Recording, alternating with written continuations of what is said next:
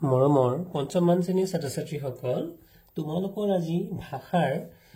পাঠ নং ৮ ৰঙৰ ৰহস্য পাঠটো আমি আলোচনা কৰিবলৈ গৈছো আৰু ইয়াৰ লগতে আমি প্ৰশ্নবোৰ সমাধান কৰিম। গতিকে তোমালোকে মোৰ চেনেলটো নতুনকৈ আহিছা তোমালোকে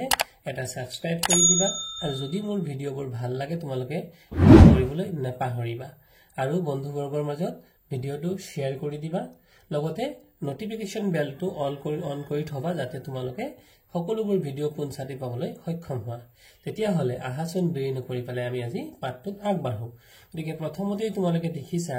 এটা ধুনীয়া ৰাতিপুৱাৰ ছবি, পাহাৰৰ পিছফালেদি সূৰ্য উদয় হৈছে আৰু এই সূৰ্যৰ ৰশ্মি পানীত পৰি পেলাই সুন্দৰকৈ জিলিকি আছে। গতিকে অতি মনোমোহা এটা দৃশ্য, বগলীবোৰ উৰিছে, ঠিকে আছে। গতিকে আমি পাঠটো আজি পঢ়ো। ৰং ৰং নানা ৰং কিনিবলৈ যাওঁ, ৰংপুৰ অভিমুখে আমি আগুৱাওঁ। এই গীতটি নিশ্চয় তোমালোকৰ চিনাকি গীত। গীতটি গাই বা শুনি তোমালোক চাগৈ আপোন পাহৰা হোৱা।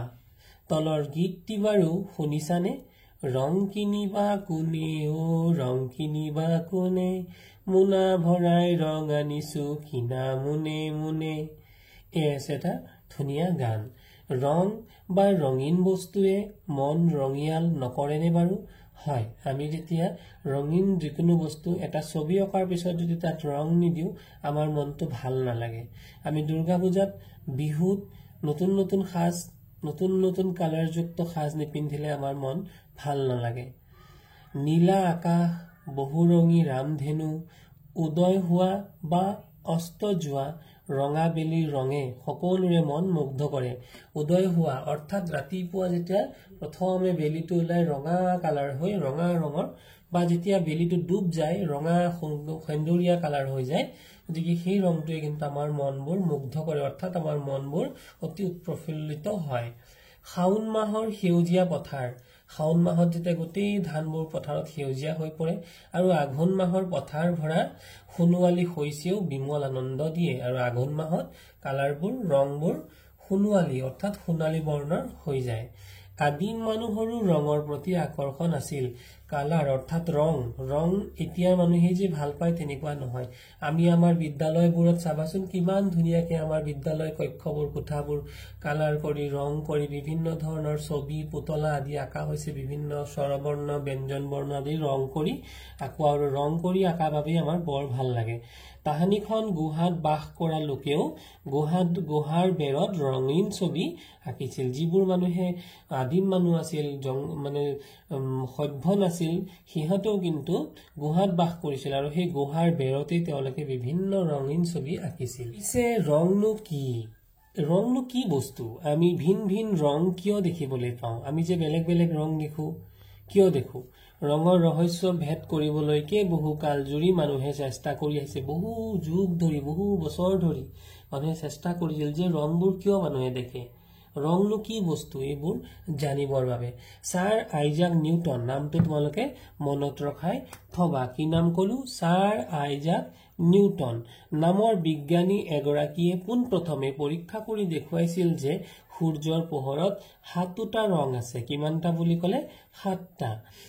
তেওঁ এই কথাও প্ৰমাণ কৰিছিল যে এই ৭টা ৰং মিলিহে বগা পোহৰ হয়। গতিকে আমি কি বুজিলো? সূৰ্যৰ পোহৰত থকা ৭টা ৰং মিলি বগা ৰংটো হয়। বেলিৰ পোহৰত থকা ৰং ৭টাৰ নাম তোমালোকে জানা নিশ্চয়। সেইকেইটা হল বেঙুনীয়া, ঘন নীলা, কি বুলি কলে? বেঙুনীয়া, ঘন নীলা, নীলা, সেউজীয়া, হালধীয়া, সুমথিৰা আৰু ৰঙা। ইংৰাজী ভাষাত এই ৰং বুজোৱা শব্দ ৭টাৰ প্ৰতিটোৰে প্ৰথম আখৰটো লৈ এটা শব্দ গঠন কৰা হৈছে। সেই শব্দটো হৈছে ভিবজিউৰ, ইংৰাজীত VIBGYOR। বেলিৰ পোহৰৰ ৰহস্য আৱিষ্কাৰৰ পাছতহে মানুহে ৰঙৰ ৰহস্য বুজিব পৰা হল। যেতিয়াই বেলিৰ ৰঙৰ ৰহস্য মানুহৰ ভেদ হল, লাহে লাহে ৰংনো কি, ৰঙৰ কিনো ৰহস্য তাকে মানুহে বুজিব পৰা হৈছিল। এতিয়া ভিন ভিন ৰং দেখাৰ কাৰণ কি জানি লোৱা। কোনো বস্তুৰ পৰা পোহৰ, কি বুলি কৈছে যে কোনো বস্তুৰ পৰা পোহৰ প্ৰতিফলিত হৈ আমাৰ অক্ষিপটত অৰ্থাৎ আমাৰ চকুৰ পৰ্দাত পৰিলে আমি বস্তুটো দেখো। আন্ধাৰত থকা বস্তু আমি এই কাৰণেই নেদেখো যে তাত পোহৰ নপৰে গতিকে তাৰ পৰা পোহৰ প্ৰতিফলিত হৈ আমাৰ অক্ষিপটত নপৰে আমি কোনো এটা বস্তু নীলা দেখাৰ কাৰণ হল বস্তুটোৱে তাৰ ওপৰত পৰা পোহৰৰ ৰং কেইটাৰ ভিতৰত কেৱল নীলা ৰংটোহে আমাৰ চকুলৈ প্ৰেৰণ কৰে পোহৰৰ বাকি কেইটা ৰঙক নীলা ৰঙে শুহি লয় উদয় হবলৈ ধৰা বেলিটো আমি ৰঙা দেখো কাৰণ বেলিৰ পোহৰৰ বাকি কেইটা ৰং বায়ুমণ্ডলে শুহি লোৱাত কেৱল ৰঙা ৰংটোহে আমাৰ অক্ষিপটত পৰেহি একেদৰে কোলা চিয়াহী শ্ৰেণীকোঠাৰ বৰ্ডখন কি বুলি কৈছে কোলা চিয়াহী শ্ৰেণীকোঠাৰ বৰ্ডখন বা চিলতখন আমি কোলা দেখো কাৰণ সেইবোৰৰ ওপৰত পৰা পোহৰৰ কোনো ৰঙেই আমাৰ অক্ষিপটত নপৰেহি এই বস্তুবোৰ আটাইকেইটা ৰং শুহি লয় অন্য প্ৰাণীবোৰেও আমি দেখাৰ দৰে ৰংবোৰ দেখেনে বিজ্ঞানীসকলে এই বিষয়ে ভালেমান পৰীক্ষা নিৰীক্ষা চলাই আছে তেওঁলোকে পৰীক্ষা কৰি পাইছে যে গৰিলা গিবন চিম্পাঞ্জি আৰু ওৰাংউটাং জাতীয় বন মানুহবোৰে আমাৰ দৰেই ৰং চিনিব পাৰে কিছুমান চৰাইও আমাৰ দৰে ৰং চিনি পায় ঘৰিয়ালে বোলে সকলো বস্তুৰ ৰং মটিয়াহে দেখে মৌমাখিয়ে অতি বেঙুনীয়া ৰংটোও দেখে কি ৰং অতি বেঙুনীয়া ৰং পিছে ৰঙা ৰং হেনো ইহঁতে ধৰিব নোৱাৰে ৰূপকথাৰ যাদুকৰৰ দৰে আমিও মৌমাখি বা ঘৰিয়াল হৈ এবাৰ এই ধৰাখন চাব পৰা হলে কেনে মজাৰ কথা হলহেঁতেন হয়নে বাৰু ঘৰিয়াল যদি আমি হোৱা হয় আমি সব বস্তুৱে মটিয়া দেখিলোহেঁতেন আকাশখন নীলা নেদেখি মটিয়া দেখিলোহেঁতেন ডুব যোৱা বেলিটো ৰঙা নেদেখি মটিয়া দেখিলোহেঁতেন হয়নে বাৰু গাখীৰ আমি মটিয়া দেখিলোহেঁতেন সব বস্তুৱে আমি মটিয়া দেখিলোহেঁতেন মৰমৰ ছাত্ৰ ছাত্ৰীসকল এতিয়া আমি আহাচোন আমি ইয়াৰ প্ৰশ্নবোৰ চাওঁ আমাৰ এই পাঠটোত থকা প্ৰশ্নবোৰ আছিল যে আদিম মানুহে ক'ত বাস কৰিছিল তেওঁলোকে ৰঙীন ছবি ক'ত আঁকিছিল তাৰপিছত খ নম্বৰ প্ৰশ্নটোত আছিল সূৰ্যৰ পোহৰত কেইটা ৰং থাকে সেই ৰং কেইটাৰ নাম কি কি গ নম্বৰ প্ৰশ্নটো আমি বস্তু এটা কেতিয়া দেখো আন্ধাৰত থকা বস্তু দেখা নোপোৱাৰ কাৰণ কি বগা ৰং কেনেকৈ সৃষ্টি হয় চক পেন্সিলডাল বগা দেখাৰ কাৰণ কি আৰু 9 নম্বৰ প্ৰশ্নটো আছিল মানুহে দেখাৰ দৰে সকলো প্ৰাণীয়ে ৰংবোৰ নেদেখে ৰং দেখা পোৱা প্ৰাণীবোৰ কি কি গতিকে আহা আমি এবাৰ উত্তৰবোৰ আলোচনা কৰিম আমাৰ প্ৰথম প্ৰশ্নটো আছিল যে আদিম মানুহে ক'ত বাস কৰিছিল তেওঁলোকে ৰঙীন ছবি ক'ত আঁকিছিল আদিম মানুহে গুহাত বাস কৰিছিল আৰু তেওঁলোকে গুহাৰ বেৰত ৰঙীন ছবি আঁকিছিল সূৰ্যৰ পোহৰত কেইটা ৰং থাকে সেই ৰং কেইটাৰ নাম লিখা সূৰ্যৰ পোহৰত 7টা ৰং থাকে সেই ৰংবোৰ হল বেঙুনীয়া ঘন নীলা নীলা সেউজীয়া হালধীয়া সুমথিৰা আৰু ৰঙা আমি বস্তু এটা কেতিয়া দেখো আন্ধাৰত থকা বস্তু দেখা নোপোৱাৰ কাৰণ কি কোনো বস্তুৰ পৰা পোহৰ প্ৰতিফলিত হৈ আমাৰ অক্ষিপটত অৰ্থাৎ আমাৰ চকুৰ পৰ্দাত পৰিলে আমি বস্তুটো দেখো আন্ধাৰত থকা বস্তুত পোহৰ নপৰাৰ বাবে আমি নেদেখো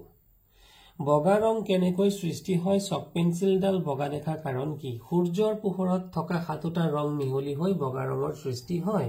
চক পেন্সিলডাল বগা দেখাৰ কাৰণ হল পোহৰৰ 7টা ৰং মিহলি অৱস্থাত থাকে আৰু আমাৰ অক্ষিপটতি বগা ৰং হিচাপে ধৰা দিয়ে 9 নম্বৰ প্ৰশ্নটো মানুহে দেখা পোৱাৰ দৰে সকলো প্ৰাণীয়ে ৰংবোৰ নেদেখে ৰং দেখা পোৱা প্ৰাণীবোৰ কি কি ৰং দেখা পোৱা প্ৰাণীবোৰ হল গৰিলা গিবন চিম্পাঞ্জি ওৰাংউটাং কিছুমান চৰাইও ৰং চিনি পায় ঘৰিয়ালে সকলো বস্তু মটিয়া দেখে মৌমাখিয়ে আমি নেদেখা অতি বেঙুনীয়া ৰংটো দেখে এইখিনি আছিল আমাৰ প্ৰশ্নখিনি কিছুমান পাঠত থকা গ্ৰামাৰৰ প্ৰশ্ন আলোচনা কৰিম গতিকে আকাশখনৰ ৰং কেনেকুৱা কাৰ কি ৰং আমি প্ৰশ্ন দিছে যে কাৰ কি ৰং মিলোৱা গতিকে আকাশখনৰ ৰং কেনেকুৱা নিশ্চয় আকাশখনৰ ৰং হৈছে নীলা গছৰ পাতৰ ৰং কেনেকুৱা গছৰ পাতৰ ৰং সেউজীয়া গাখীৰৰ ৰং হৈছে বগা আৰু সৰিয়হ ফুল হৈছে হালধীয়া তাৰ পিছত চুলিতাৰি আমাৰ চুলিৰ বৰণ কেনেকুৱা কোলা হয়নে বাৰু গতিকে বেঙেনাৰ ৰং হৈছে বেঙুনীয়া আমি এই কথাবোৰ সকলোৱে জানো তথাপিতো তোমালোকৰ সহায়াৰ্থে মই এইখিনি মিলাই দিলো ঘৰিয়ালে বোলে সকলো বস্তুৰ ৰং কি দেখে আমি জানিছো ইতিমধ্যে মটিয়া দেখে মটিয়া আটাইকেইটা ৰং পোহৰ শুহি লোৱা বস্তুক আমি কি দেখো কি ৰং দেখো বগা বগা দেখো ৰঙৰ ৰহস্য ভেদ কৰা বিজ্ঞানীজনৰ নাম কি আছিল বাৰু ছাৰ আইজাক হৰ্ষই বৰ্গীয় জতাকাৰে যা ক ছাৰ আইজাক নিউটন নতজয়কাৰে নি হৰ্ষৌ মূৰ্ধনীয়া ট মূৰ্ধনীয়া ন ছাৰ আইজাক নিউটন এতিয়া আমাক ক'বলৈ দিছে সঁচা নে মিছা আদিম মানুহৰ ৰঙৰ প্ৰতি আকৰ্ষণ আছিল ই হৈছে সঁচা অৰ্থাৎ শুদ্ধ আঘোণ মাহৰ পথাৰ সেউজীয়া ই ভুল আঘোণ মাহৰ পথাৰ কেতিয়াও সেউজীয়া নহয় হয়গৈ সোণালী বৰণ ইয়াৰ পিছত আছিল মৌমাখিয়ে হেনো ৰঙা ৰং ধৰিব নোৱাৰে কথাটো সত্য মৌমাখিয়ে ৰঙা ৰং ধৰিব নোৱাৰে কিছুমান চৰাইও আমাৰ দৰে ৰং চিনি পায় কথাটো শুদ্ধ মানুহে অতি বেঙুনীয়া ৰংটো দেখে ই হৈছে ভুল মানুহে অতি বেঙুনীয়া ৰশ্মি বা ৰং নেদেখে তলত দিয়া আজ দিয়া যুক্তাক্ষৰ কেইটা ভাঙি দেখুৱা এই প্ৰথম যুক্তাক্ষৰটো হৈছে দন্তীয়া নথচয়িকাৰে নি তালিবীয় সযোগ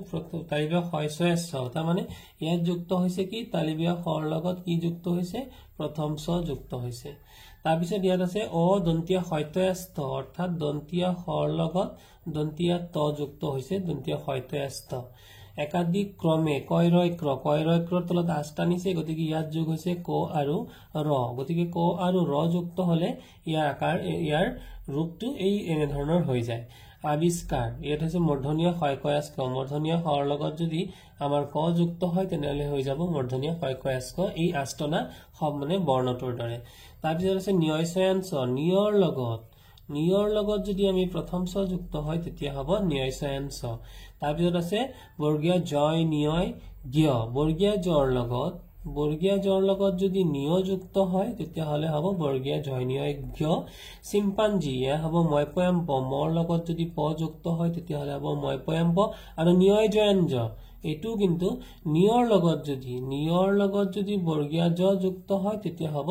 নিয়য় জয়ঞ্জ আৰু শেষৰ শব্দটো আছিল বায়ুমণ্ডল ইয়াত আছিল মূৰ্ধনীয়া নয়দয়ন্দ অৰ্থাৎ মূৰ্ধনীয়া নৰ লগত যদি মূৰ্ধনীয়া ড যুক্ত হয় তেতিয়া হ'ব মূৰ্ধনীয়া নয়দয়ন্দ মৰমৰ ছাত্ৰ ছাত্ৰীসকল আৰু জানিবলগীয়া কথাটো হ'ল যে অনুস্বাৰ দেখিছানে এই বৰ্ণটো আচলতে উঙধ্বনিৰ এটা ৰূপ অনুস্বাৰ লগ লাগিলে উঙধ্বনিটোৰ উচ্চাৰণ ব্যঞ্জনান্ত হয় যত নেকি অনুস্বাৰ লগ লগে তাৰ উচ্চাৰণটো ব্যঞ্জনান্ত হয় বুলি কৈছে আনহাতে অনুস্বাৰযুক্ত শব্দত বিভক্তি যোগ হলে অনুস্বাৰ ধ্বনিটো উঙলৈ পৰিৱৰ্তন হয় যেনে ৰং যদি তাত যদি বিভক্তি যুক্ত হয় তেতিয়াহলে কি হৈ যাব এটো ৰঙৰ ইয়াতে ৰ উঙ অনুস্বৰ হয় কিন্তু যেতিয়া ৰ বিভক্তি যোগ হৈছে তেতিয়াহলে ইয়াতে উঙটো লাগিছে দন্তীয়া ত বিভক্তি যোগ হোৱাৰ লগে লগে এটো অনুস্বৰৰ ঠাইত উঙ হৈছে ঠিক তেনেকৈ ইয়াতে আছে কি কলং শব্দটোত যেতিয়া ৰ বিভক্তি যোগ হৈ গল এটো ৰ এটা বিভক্তিৰ ৰূপ হয় গতিকে অনুস্বৰৰ ঠাইত উঙ হৈ গল ঠিক আছে গতিকে আমি যিজনে আমাক ৰঙৰ ৰহস্য ভেদ কৰি জনালে তেওঁৰ বিষয়ে জনাটো অকমান দৰকাৰ গতিকে আহাচোন আমি জানো এইজনেই হৈছে ছাৰ আইজাক নিউটন ৰঙৰ ৰহস্য ভেদ কৰা বিজ্ঞানীজন ছাৰ আইজাক নিউটন গতিকে এই নামটো তোমালোকে ভালদৰে মনত ৰাখিবা ছাৰ আইজাক নিউটন তেখেতৰ জন্ম হৈছিল 1642 চনত ইংলেণ্ডত ক'ত জন্ম হৈছিল ইংলেণ্ডত পিতৃ মাতৃ অবিহনে আইজাক নিউটন আইতাকৰ লগত ডাঙৰ দীঘল হৈছিল তেওঁৰ সৰুৰে পৰাই পিতৃ মাতৃ নাছিল সৰু কালত তেখেতে পঢ়া শুনাত অমনোযোগী আছিল মানে পঢ়া শুনা কৰিবলৈ ভাল নাপাইছিল কিন্তু নানা ধৰণৰ খেলনা আৰু যন্ত্ৰপাতি তৈয়াৰ কৰাত বৰ পাৰ্গত আছিল তেওঁ বিভিন্ন ধৰণৰ যন্ত্ৰপাতিও কিন্তু বনাইছিল আৰু এক্সপাৰ্ট আছিল অৰ্থাৎ পাৰ্গত আছিল কম বয়সতে আইজাক নিউটনে বায়ু কল আৰু বেলি ঘৰ সাজি উলিয়াইছিল অতি কম বয়সত তেতিয়াই যি মূলা বাঢ়ে তাৰ দুপাততে চিন আৰু এইজন যে এজন বিজ্ঞানী তেওঁৰ এই কাৰ্যবোৰতে আমি গম পাওঁ আইজাক নিউটনে কেম্ব্ৰিজ বিশ্ববিদ্যালয়ত অধ্যয়ন কৰিছিল আৰু তাৰ পাছত তাতেই অধ্যাপনা কৰিছিল অৰ্থাৎ তেওঁ তাতে প্ৰফেসৰ হৈছিল তেখেতৰ গণিত পদাৰ্থ বিজ্ঞান আৰু জ্যোতিৰ্বিজ্ঞানলৈ আগবঢ়োৱা অৱদান অবিস্মৰণীয় পদাৰ্থৰ গতি সম্পৰ্কীয় তিনটা বিখ্যাত সূত্ৰ তেখেতে আৱিষ্কাৰ কৰিছিল এই সূত্ৰসমূহক নিউটনৰ সূত্ৰ বুলি জনা যায় কি বুলি জনা যায় নিউটনৰ সূত্ৰ তোমালোকে আগলৈ ক্লাস 9ত গলে এই সূত্ৰবোৰ পাবা গছৰ পৰা আপেল সৰি পৰা দেখি নিউটনে মধ্যাকৰ্ষণ তত্ত্ব আৱিষ্কাৰ কৰাৰ কাহিনী সৰ্বজন বিদিত গছৰ পৰা যে আপেলটো তললৈ পৰে ওপৰলৈ কিয় গুচি নাযায় সেই কথাটোৰ পৰাই তেখেতে মধ্যাকৰ্ষণৰ তত্ত্ব আৱিষ্কাৰ কৰিছিল ইয়াৰ বিষয়ে তোমালোকে ওপৰৰ শ্ৰেণীত পাবা তেখেতৰ অনন্য আৱিষ্কাৰৰ ভিতৰত পোহৰৰ প্ৰতিফলন দূৰবীক্ষণ যন্ত্ৰ উল্লেখযোগ্য তেখেত এজন সত্য অন্বেষণকাৰী মহান বিজ্ঞানী আছিল 1727 চনৰ 20 মাৰ্চত ছাৰ আইজাক নিউটনৰ দেহাৱসান ঘটে অৰ্থাৎ মৃত্যু হয় আহাচোন আমি সূৰ্যৰ সাতটা ৰঙৰ বিষয়ে ইংৰাজীত জানো পোহৰৰ সাত ৰঙৰ সংক্ষেপণ ভিবজিঅৰ VIBGYOR ৰ লগত পৰিচয় হওঁ আহা ভি মানে হৈছে ভায়োলেট মানে হৈছে বেঙুনীয়া আই মানে হৈছে ইন্ডিগো অৰ্থাৎ ঘন নীলা বি মানে হৈছে ব্লু অৰ্থাৎ নীলা জি মানে হৈছে গ্ৰীণ অৰ্থাৎ সেউজীয়া ৱাই মানে হৈছে য়েলো অৰ্থাৎ হালধীয়া ও মানে হৈছে অৰেঞ্জ অৰ্থাৎ সমথিৰা আৰু আৰ মানে হৈছে ৰেড অৰ্থাৎ ৰঙা গতিকে এই যে কাখতে তোমালোকে ছবিটো দেখিছা এই কাখৰ ছবিটোত ইয়াতে ক্ৰমে এয়া হৈছে তোমাৰ নীলা ঘন নীলা বেঙুনীয়া সেউজীয়া হালধীয়া সমথিৰা আৰু ৰঙা এই সাতটা ৰং ইয়াত দেখুৱাবলৈ যত্ন কৰা হৈছে এতিয়া আমি এটা কবিতা আমি পঢ়ুৱা হাচোন এই কবিতাটিৰ পৰা আমাৰ কিন্তু পৰীক্ষাটো আমি কেতিয়াবা প্ৰশ্ন পাওঁ কবিতাটো হল ৰঙৰ খেলা ৰঙা নীলা হালধীয়া অকলশৰীয়া ৰঙা নীলা মিলি দুয়ো হল বেঙুনীয়া গতিকে কি কৈছে ৰঙা নীলা মিলি দুয়ো হল বেঙুনীয়া অৰ্থাৎ ৰঙা আৰু নীলা ৰং মিলিলে কি ৰং হয় বেঙুনীয়া ৰং হয় ৰঙাৰ সতে হালধীয়া পালু সমথিৰা গতিকে ৰঙা ৰঙৰ লগত যদি হালধীয়া ৰং আমি মিক্স কৰি দিও মিহলি কৰি দিও আমি কি ৰং পাম সমথিৰা হালধীয়া নীলা মিলি এবাৰ হালধীয়া ৰং আৰু নীলা যদি আমি যোগ কৰো তেতিয়ালে কি পাই যাম সেউজীয়া ৰঙা নীলা হালধীয়া এবাৰ তিনটা ৰং যদি মিক্স কৰো ৰঙা নীলা আৰু হালধীয়া কৰিলে মিহল মটিয়া ৰংটি পাবা দাঁত বা পাতল আমি কি ৰং পাই যাম তেতিয়া মটিয়া ৰং পাম হয়নে বাৰু এই কবিতাটো লিখিছিল কবি নৱকান্ত বৰুৱা আৰু ইয়াৰ উৎস আছিল নৱকান্ত বৰুৱা শিশু সাহিত্য সমগ্ৰ প্ৰথম খণ্ড আমি কেইটামান প্ৰশ্ন উত্তৰ কৰিব লাগে ৰঙা আৰু নীলা মিহলালে কি ৰং হ'ব ৰঙা আৰু হালধীয়া মিলালে কি ৰং হ'ব হালধীয়া আৰু নীলা মিলালে কি ৰং হ'ব ৰঙা নীলা হালধীয়া মিলালে কি ৰং হ'ব কবিতাটোত মই আলোচনা কৰি গৈছো ইতিমধ্যে তোমালোকে তাৰ পৰাই এই ৰংবোৰৰ এই প্ৰশ্নটোৰ সমাধান নিজে কৰিবা গতিকে ৰামধেনু এখন আঁকি তলত দিয়া ৰঙত ক্ৰমত ৰং বুলোৱা গতিকে এই ৰামধেনু আঁকিবলৈ দিছে তোমালোকে আঁকিবাচোন এটা ৰামধেনু আৰু এই যে ৰংবোৰ আছে এই কিন্তু ক্ৰমত দিয়া হোৱা নাই ক্ৰমটো তোমালোকে মিলাবা অৰ্থাৎ এক নম্বৰত কি হ'ব লাগিব এক নম্বৰত হ'ব লাগিব ভায়োলেট তাৰ পিছত হ'ব লাগিব ইন্ডিগো তাৰ পিছত হ'ব লাগিব ব্লু গ্ৰীণ ইয়েলো অৰেঞ্জ আৰু ৰেড মৰমৰ ছাত্ৰ-ছাত্ৰীসকল আজি ৰঙৰ ৰহস্য পাঠটোত ইমানখিনি তোমালোকক আৰু যদি মোৰ ভিডিওটো ভাল লাগে তোমালোকে এটা নিশ্চয় লাইক কৰিবা ধন্যবাদ